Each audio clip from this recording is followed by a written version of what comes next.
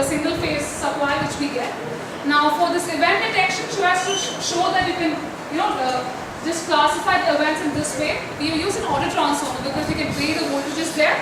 And since the auto transformer's maximum voltage we have, the single phase auto transformer, it only went up to 240 volts. So, and the criteria for swell as per the IEEE standards is 253. So we'll not be able to show you the swell part of it, but at least the sag and the interruption we can. So right now the value, as you can see, is about 158. It's it's less than 207. That's the criteria for sag. And so we have the sag going up, and right now it's a temporary sag. This sustains for about more than a minute, like just now. It's gone for more than a minute, so it's come up to under voltage. And the same thing can be implemented in an interruption as well. So the swell part of it is not visible right now because the value for that is 253 volts, and the single phase auto transformer can only provide up to 240 volts.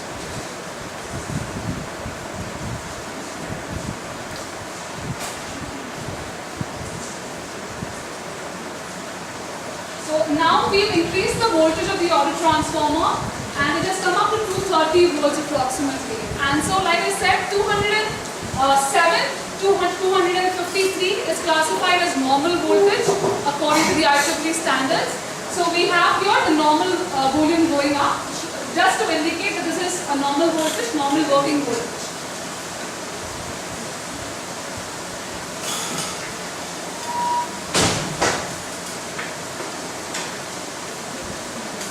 So now it's gone back to sag because they have decreased the voltage, it's come to 165.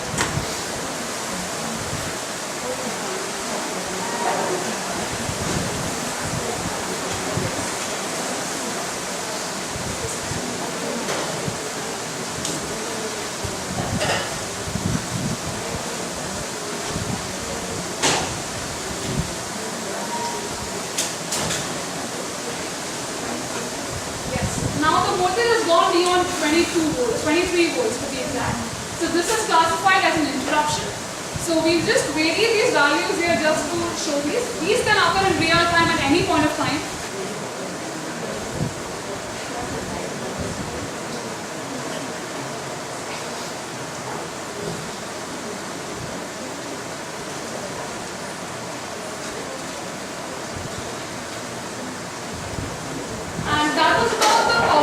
Quality monitoring and the event detection. Now coming to the data logging part of it. What I'm trying to implement here is that if you are not near the monitoring instrument, you will not know that a particular thing has occurred. Maybe you just go in for a coffee break and you come back. You wouldn't know what had happened in that 10 minutes time. So that logging is possible here, and we'll be able to tell at what point of time what event occurred, etc. So that will help us in, first of all, storing the data for reference, and we can also just create a profile, etc. Using the guidance software, you can just create a profile of all these so that we know what is the behavioral pattern of it. So in the peak hours in the morning from about 8 to 9, etc., 9 to 10, you will see a big shoot up in the curves because obviously at that point the energy consumption is the most, and once it goes about to 12 o'clock or so, you will see a dip in the curve because the energy consumption would be less by then. So this will help us to determine all of that. So this is the event logging VI, and it will tell you the current status, the voltage, if it's an interruption, voltage, sag or swell, the duration of that event, for how long it occurred, and will also tell you the start time. So right now, just give me 1 minute, just clarify.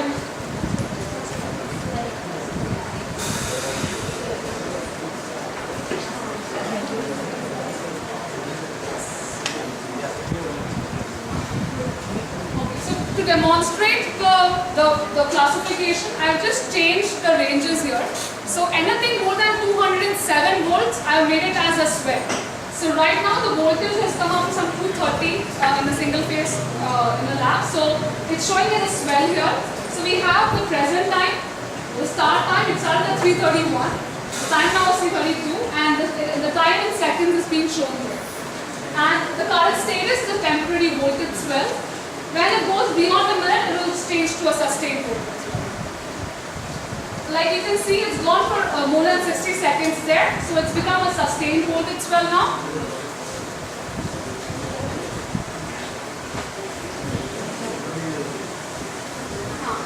now the voltage is being dropped to something between 180 and 207. That's the range I've considered for normal voltage, just for explaining purposes. So now the voltage is approximately 200 volts. We've decreased it, and now it's classifying as a normal voltage, our working voltage. And now I've decreased the voltage even further, and so we have the SAT showing up, and all this is being logged in an Excel sheet. There's something called a TDMS file that's a TDMS file can be generated for all the VIs that you create, and these help to convert the data into the Excel data sheet, the Microsoft Excel, and we can have the list of all the parameters there.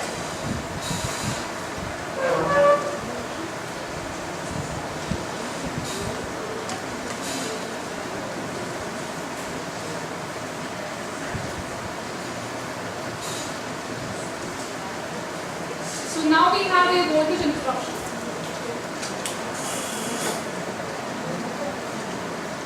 Okay, so now the voltage has been brought down to 22 volts, and so it's showing as an interruption there. I'll just stop this VI now, and I'll show you the results that we have in the Excel data sheet.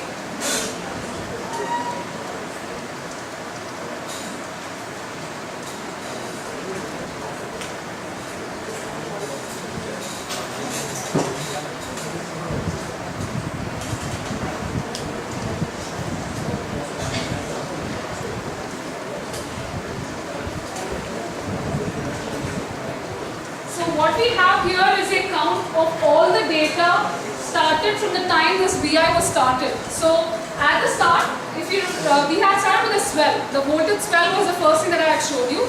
So, and this is the TDMS file for the SAT. So since the SAT that there was 0, I'll just tell you this is the time at which the current time is displayed here. This column will show you the duration of the event. And this value is showing the value of the voltage at that particular instant.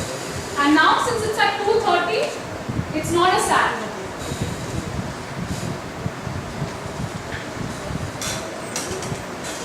This is basically the time, that's 333, at around 333 we introduce is an interruption there. So it's, since the value here is 70, which is less than the value which we considered for the threshold, it's showing up as a swell, and this is the duration for which it occurred. So this is all the time in seconds for which the interruption had occurred. And we have the same kind of files for SAT and swell as well.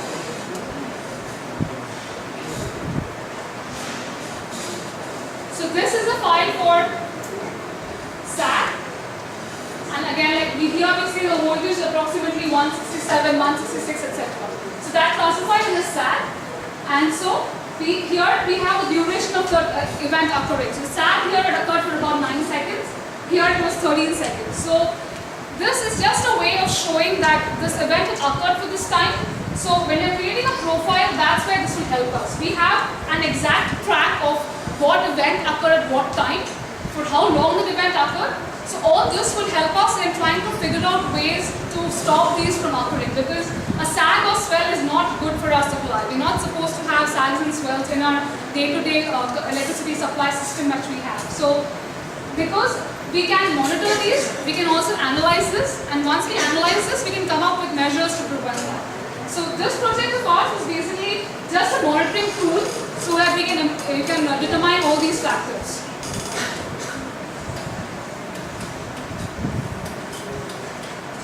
And these were the results when we had compared against the Fluke meter.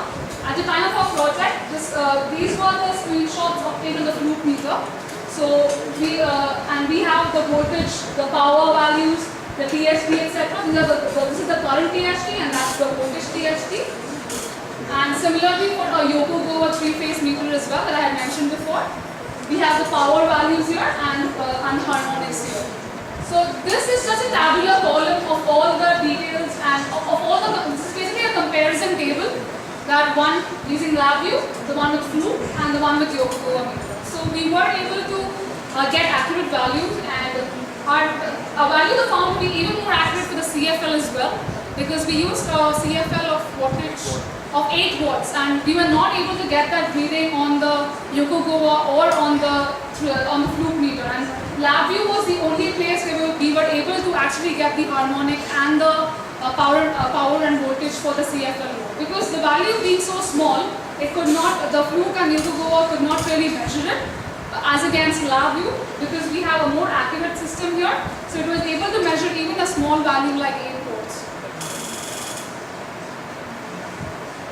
These are just for the different loads we tested against. Like I said, we had a combination of loads. And this is for the CFL I was mentioning. And we could see the current in RMS was just 0.06 amperes. I'm sure you cannot see it, but it is very less. The point here is just that the system is more accurate than the ones we have right now. And it's also cost effective. And this was for the event detection. And this was for the different, the data logging of the different events that had occurred. So what do we come across at the end of it? What we can say here is that this is just a diagnostic tool to monitor. It's like the doctor of the power supply that you're using right now, just to find out what glitches come in and how they can be monitored.